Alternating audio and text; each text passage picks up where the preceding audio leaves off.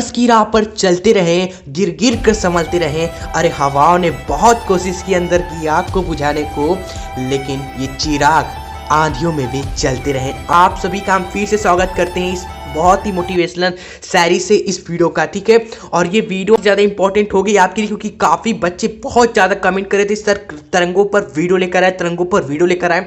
तो don't worry, लेकर आ चुके हैं हम तरंग, जो आपका चैप्टर है फिजिक्स क्लास 11 के सारे प्यारे बच्चों, सारे नहीं कहेंगे लेकिन जो सबसे ज़्यादा इंपॉर्टेंट टॉपिक्स जिसपे एग्जामिनर प्यारे बच्चों बार बार क्वेश्चन हर साल मैंने देखा है तरंगों पर इन टॉपिक्स पे पूछा जाता है हर बार क्वेश्चन, वो आज हम आपको बिल्कुल क्लियर कर देंगे, ठीक है। तो वीडियो लास्ट तक देखिएगा। एक तरीके से एग्जाम से पहले का जो आपका होगा ये वीडियो वन शॉट होगा तरंगों के लिए, ठीक है। तो कहेंगे अगर वीडियो पसंद आए तो आप एक छोटा सा लाइक जरूर करिएगा, और चैनल पे जो बच्चे रहे हमारे साथ सब्सक्राइब करके अभी जुड़ जाए, ताकि आपको इस तरह से रिलेटिव वीडियोस हमेशा मिलती रहे चैनल पर।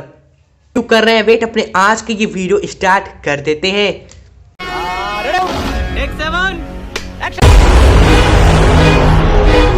बच्चों को बहुत कंफ्यूजन रहता है तरंग के बारे में। ऐसा आखिर ये तरंग है क्या, व्हाट इज वेव। तो सबसे पहले तो तरंग का डाउट ही हम पूरा समाप्त कर देंगे आपका इस वीडियो के बाद, क्योंकि तरंग आपको क्लास 11th में भी है और क्लास 12th में भी तरंग का आप सामना करना पड़े। क्लास 12th में भी तरंग है प्यारे बच्चों।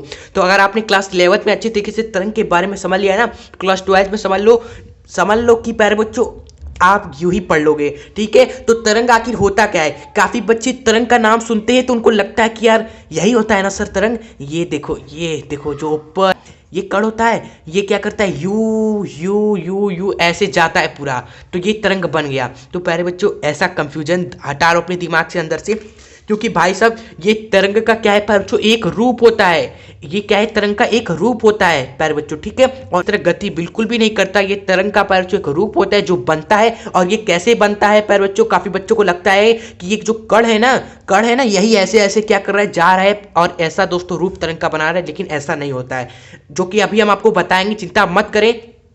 एक्चुअल में तरंग होता क्या है और तरंग कैसे बनता है, कैसे कण उसमें प्यारे बच्चों मोशन करते हैं, गति करते हैं, वो हम आपको बताने वाले हैं। भाई ये सारी चीजें अपने दिमाग से अंदर से निकाल दो, ठीक है। तो भाई साहब तरंग की होता क्या है ये हम आपको बताने जा रहे हैं। तरंग आपका होता है एक प्रकार की ऊर्जा, जी हाँ, एक प्रकार की ऊर्जा होती है, एक एनर्जी होती है जो क्या करता है, किसी भी कण को प्यारे बच्चों, कोई भी पदार्थ हो गया, कण हो गया, लोहे की वस्तु हो गई प्यारे बच्चों, आपका समझ लो कि रस्सी हो गया, पानी हो गया, तालाब हो गया, अगर आप क्या करते हो उन सभी को ऊर्जा देते हो ना, तो ऊर्जा कैसे फैलती है, ऊर्जा का संचरण कैसे होता है हर जगह, वो तरंग के रूप में ही होता है। पर बेहतरीन एग्जाम्पल के थ्रू भी आपको हम बता सकते हैं कि आखिर ये ऊर्जा का दोस्तों संचरण ही तरंग कहलाता है। तरंग क्या एक प्रकार की ऊर्जा ही है प्यारे बच्चों, जो हमें देखने को मिलती है। जैसे देखो आपने हमेशा दोस्तों बचपन में ये काम जरूर किया होगा, आपने पत्थर को भी पानी में डाला है। अगर कोई पानी चुपचाप शांत है, ठीक है, अगर आप क्या करो उस पानी के बिल्कुल बीचों बीच में क्या करो, कहीं भी आप चाहो उस पत्थर को जैसे ही आप क्या करो प्यारे बच्चों डाल देते हो, ठीक है। जैसे ही पत्थर को आपने डाल दिया तो यहाँ पर प्यारे बच्चों पानी पहले क्या था, बिल्कुल शांत था, लेकिन पत्थर डालने के बाद इसमें क्या होता है ना, एक डिस्टर्बेंस आ जाता है। जी हाँ, एक से हिंदी में विक्षोभ कहते हैं। वो पत्थर की प्यारे बच्चों गतिज ऊर्जा थी ना, पहले आपने क्या किया, पत्थर को फेंका तो पत्थर के पास क्या थी, गतिज वाली ऊर्जा थी, गति वाली क्या थी ऊर्जा थी, इसे गतिज ऊर्जा कहते हैं। और यही ऊर्जा प्यारे बच्चों पानी में जैसे ये पत्थर गया तो यही प्यारे बच्चों गतिज ऊर्जा जल को मिल गई, और वही जल ऊर्जा लेकर क्या होता है, पूरा फैल जाता है धीरे धीरे धीरे। किस रूप में फैलता है, जिस रूप में फैलता है ना उसी को हम क्या बोलते हैं, तरंग बोलते हैं। यानी कि यार पत्थर से गतिज ऊर्जा जल ने लिया और उस ऊर्जा को लेकर ही क्या करता है, जल तरंग के रूप में, जी हाँ, तरंग के रूप में चारों तरफ यूं फैला देता है सिंपली, ठीक है। तो ऊर्जा का संचरण ही करना ही क्या कहलाता है, तरंग कहलाता है प्यारे बच्चों। और तरंग भी क्या है, एक प्रकार की ऊर्जा ही है जो फैलती है प्यारे बच्चों, एक जगह से दूसरी जगह ऊर्जा का ही दोस्तों जाना ही संचरण ही क्या कहलाता है, तरंग कहलाता है, ठीक है। तो बस ये याद रखो। इसी चीज को और फील करना चाहते हो तो और फील करो यार, अभी तरंग को समझ लो अच्छी तरीके से, बहुत ही काम देगा आपको। अगर आप क्या करो, इस सतह को क्या करो, जूम करो। फील करने के लिए अगर हम इसको क्या करें, जूम करें, जूमी खटाक से, तो कैसा सतह रहता है, जल का जो सतह होता है, अगर उसको हमने जूम कर दिया है बच्चों तो आप देखोगे कैसा बनता है, कुछ इस तरह का सर रहता है। हमने बचपन में देखा है, जैसे हम प्यारे बच्चों क्या करते हैं, डालते हैं पत्थर को तो जल का जो सतह होता है कुछ इस तरह बन जाता है प्यारे बच्चों, ठीक है। और इस तरह कैसे बन जाता है, क्या जो हमने पत्थर डाल दिया तो ये जो हमारा प्यारे बच्चों ऊर्जा का फैलाव होने लगा, संचरण होने लगा, तो हमारा क्या बना प्यारे बच्चों, तरंग बन गया। ये क्या एक तरंग बन गया। लेकिन बात आई कि सर ये तरंग बना तो बना कैसे, आखिर इस ये जो कण है, पार्टिकल है, यहाँ पर जो सतह पर क्या थे, पार्टिकल थे ढेर सारे, पर जो पार्टिकल्स थे उनका गति कैसे हो रहा है, पार्टिकल्स की पर जो गति, किसकी, जो कण है उसकी गति आखिर कैसे, इसके बारे में हम समझते हैं पर ठीक है। अब इसका जो गति होता है, काफी बच्चों को लगता है सर ये कण ऐसे ऐसे जा रहे हैं, लेकिन ऐसा नहीं होता है। जो कण होता है ना आपका, वह एसएचएम मौसम करता है, यानी कि सरल आवर्त गति।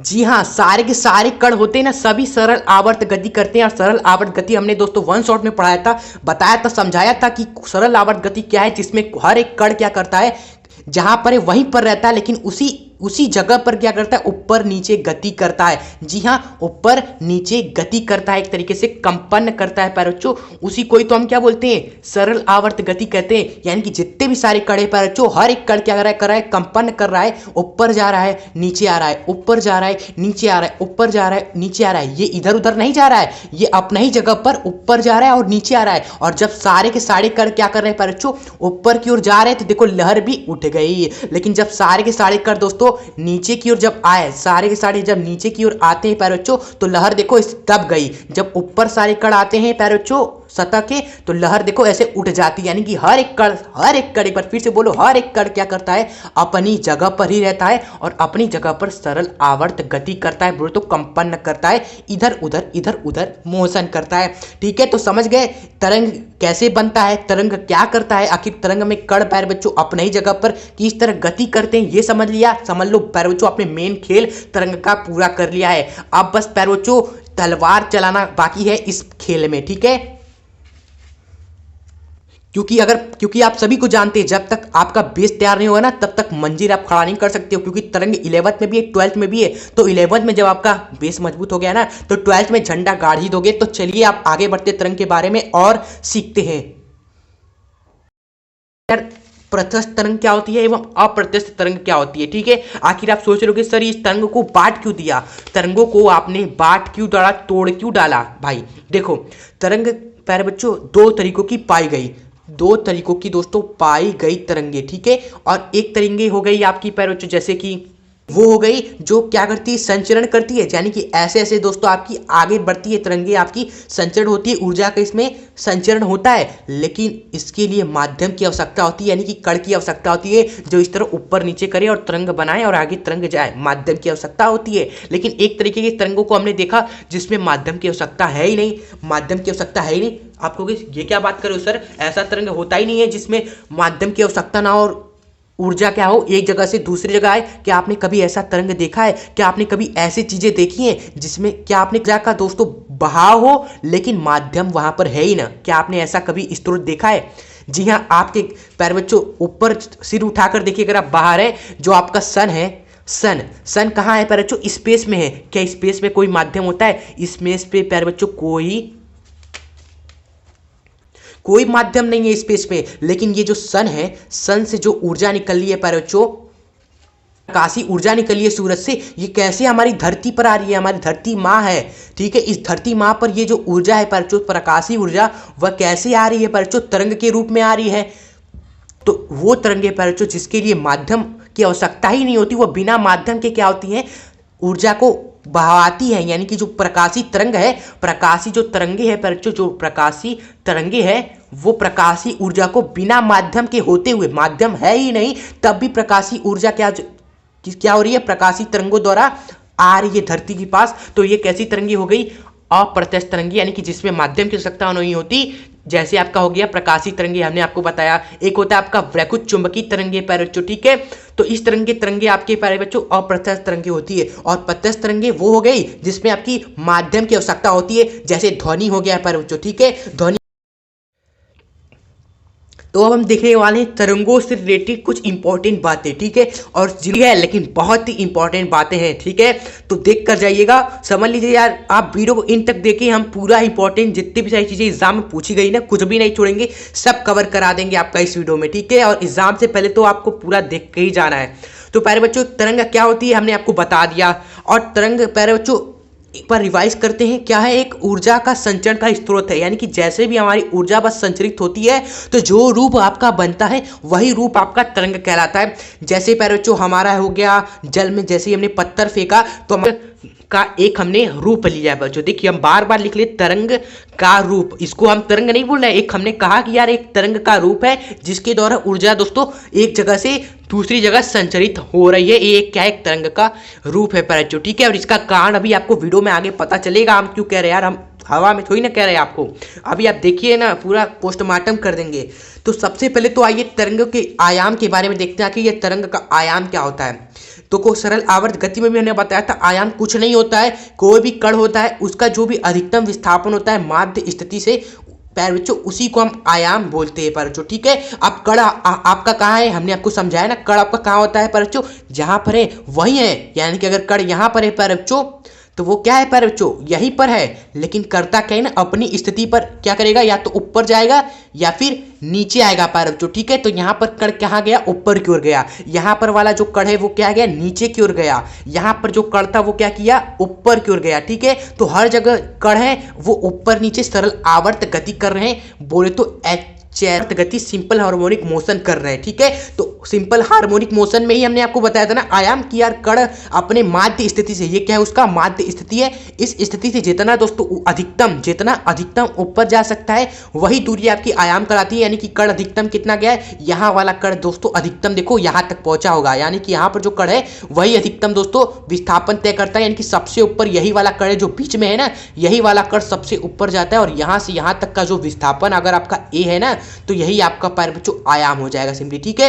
तो समझ लिया ना, सरल आवर्त गति के ही तरह है आयाम, बस यहाँ पर पता करना है कि यार सरल आवर्त गति कौन कर रहा है, हमारा कण कर रहा है दोस्तों हर एक पोजीशन पर जो है, ठीक है।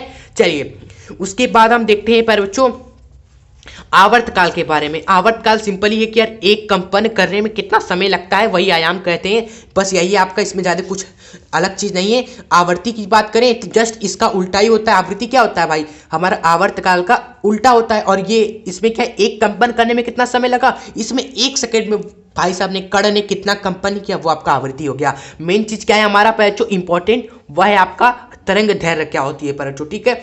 देखिए तरंग दैर्घ्य आपका होता है एक कंपन पूरा करने में तरंग द्वारा तय की गई दूरी, यानी कि एक कंपन जैसे ही पूरा हुआ तो तरंग ने, जी हाँ कण के बारे में नहीं बात कर रहे, यहाँ पर तरंग के बारे में बात कर रहे हैं, यानी कि जैसे ही कण आपका ऊपर से नीचे आया तो तरंग कितना आगे बढ़ गया वही आपकी दूरी क्या होती है, तरंग दैर्घ्य कहती है। यानी कि यहाँ पर जितने भी कण थे पर बच्चों, यहाँ पर जितने भी कण थे अगर ऊपर जाएंगे एवं नीचे आएंगे तब एक कंपन पूरा होगा। बताओ अगर ये सारे कण, यहाँ पर जितने भी सारे कण हैं पर बच्चों, अगर ये क्या करेंगे पहले ऊपर जाएंगे, ठीक है, फिर क्या करेंगे नीचे की ओर आएंगे, तब आपका एक कंपन पूरा होगा। यानी कि यार ये तरंग पहले ऊपर जाएगा फिर नीचे आएगा, तब जितना भी दूरी आपका तय करेगा ना यहाँ से लेकर यहाँ तक ए बी जो डिस्टेंस है ना बच्चों, ए बी डिस्टेंस, तब यही आपका सिंपली क्या हो जाएगा, जी हाँ तरंग दैर्घ्य हो जाएगा। मजा आ गया कि नहीं, मजा आया कि नहीं यार। कई बच्चे बार बच्चों रट के जाते हैं कि श्रृंग से श्रृंग की दूरी, गर्त से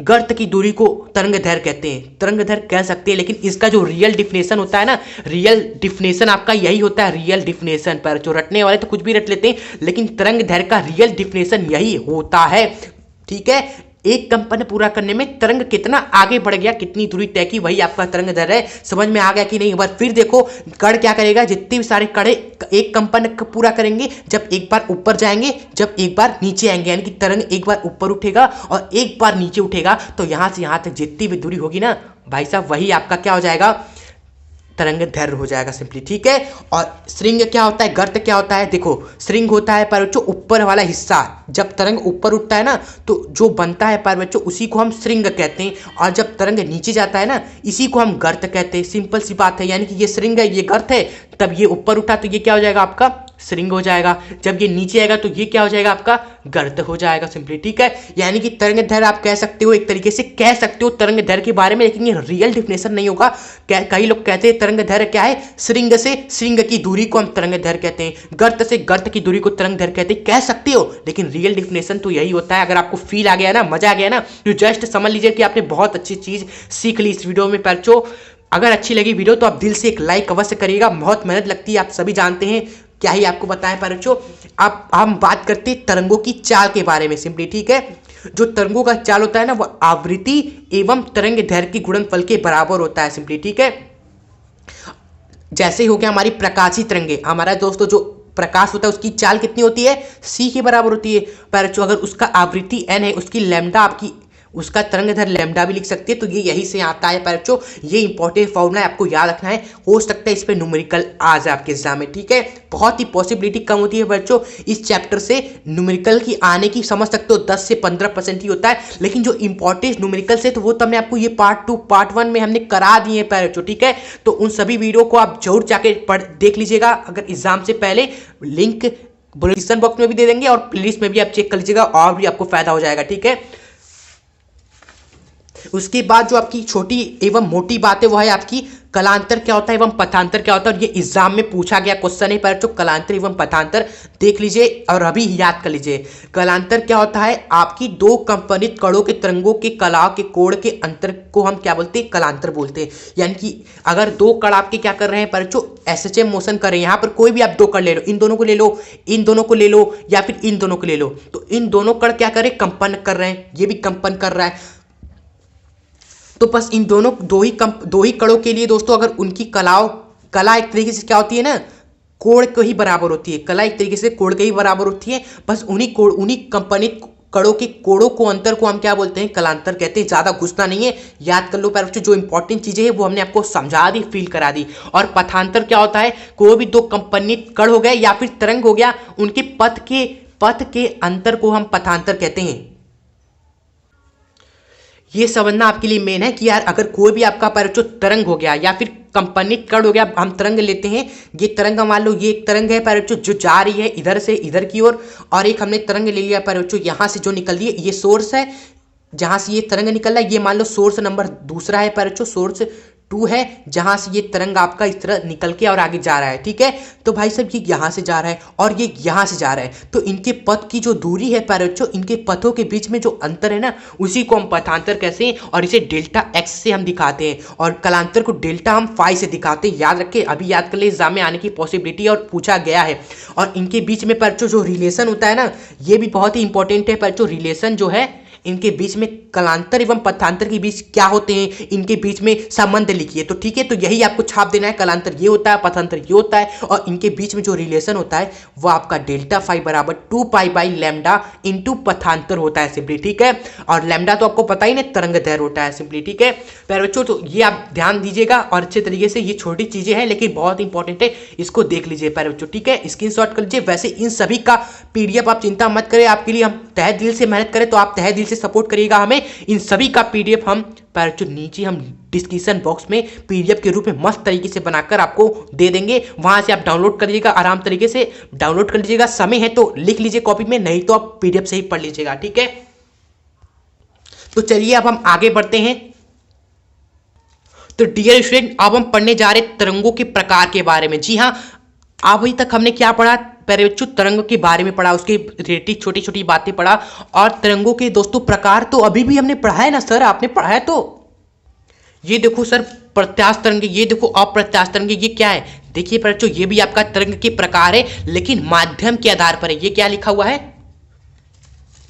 तरंगों को हमने तोड़ा किसके आधार पर, माध्यम के आधार पर। लेकिन अब हम तरंगों को तोड़ने वाले हैं उनके कणों की गति के आधार पर, उनकी दिशा के आधार पर उनको हम तोड़ने वाले हैं, तब आपका निकल कर आ जाएगा।